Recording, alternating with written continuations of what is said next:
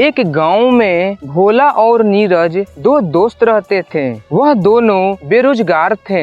भोला भगवान में हमेशा बहुत विश्वास रखता था। वह हर काम में भगवान के आगे प्रार्थना जरूर करता था। वो धार्मिक व्यक्ति वाला था और जो नीरज था वो किसी भी काम में अच्छी मेहनत कर लेता था। एक दिन दोनों दोस्त आपस में काम के बारे में बात करने लगे। अरे नीरज, ऐसे तो काम नहीं चलेगा, हमें कुछ न कुछ तो करना ही पड़ेगा। वो दिन दूर नहीं जब हम लोगों के आगे हाथ फैलाने लगेंगे। भोला, तुम बात तो सही कह रहे हो, कुछ तो करना ही पड़ेगा, लेकिन अब हम क्या करें? दोस्त, क्यों ना हम खेती कर लें, क्योंकि बीज बोने का समय चल रहा है। हम बीज बोते हैं, भगवान जरूर हमारी मदद करेंगे। हाँ भोला, ठीक कह रहे हो तुम, हम खेती करते हैं। भोला और नीरज दोनों खेती करते हैं। भोला मंदिर चला जाता है और नीरज बैल की मदद से खेत में बीज बोता है। नीरज बहुत मन लगाकर खेती करता है। समय बीतता है, फसल अच्छी हो जाती है। नीरज फसल को बेच देता है।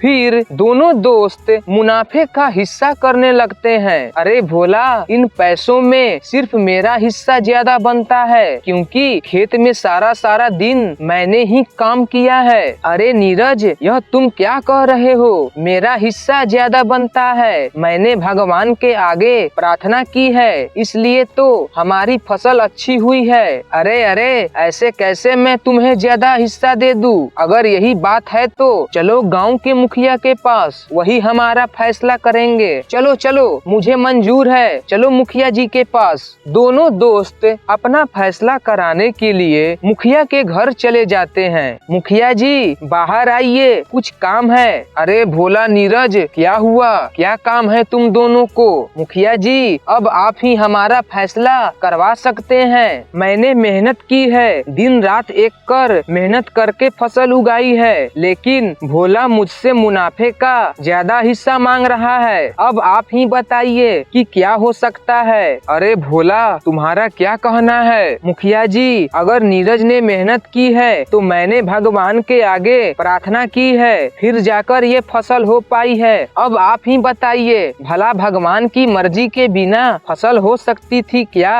अब आप ही बताओ कि किसका हिस्सा ज्यादा बनता है। अरे मामला तो गंभीर है, इसका क्या किया जा सकता है? चलो देखते हैं। तुम दोनों रुको, मैं आता हूँ। ये तुम दोनों एक पोटली लो, इनमें गेहूँ और कंकड़ दोनों मिले हुए हैं। तुम दोनों यह अपने साथ ले जाओ और कल आना, गेहूं में से कंकड़ निकाल कर लाना।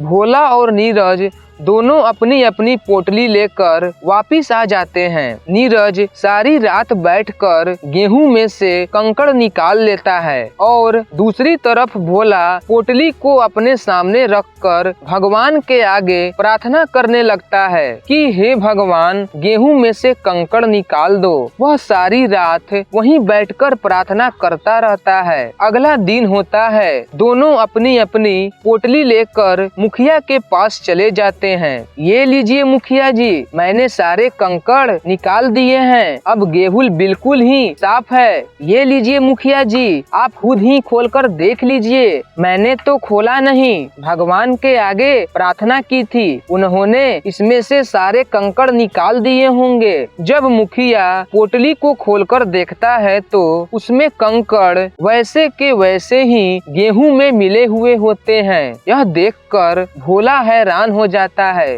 भोला, अब तुम्हारी समझ में आ ही चुका होगा कि भगवान भी उन्हीं की मदद करते हैं जो मेहनत करते हैं। खाली बैठे बैठे भगवान पर सब छोड़ देने से भगवान भी साथ नहीं देते हैं। इसलिए जो भी फसल में मुनाफा हुआ उसका ज्यादा हिस्सा नीरज का है, क्योंकि उसने जी जान लगाकर मेहनत की है। अब भोला सब समझ चुका था। फिर दोनों दोस्त भोला और नीरज वहां से वापिस जाते हैं और दोनों मेहनत करनी शुरू कर देते हैं।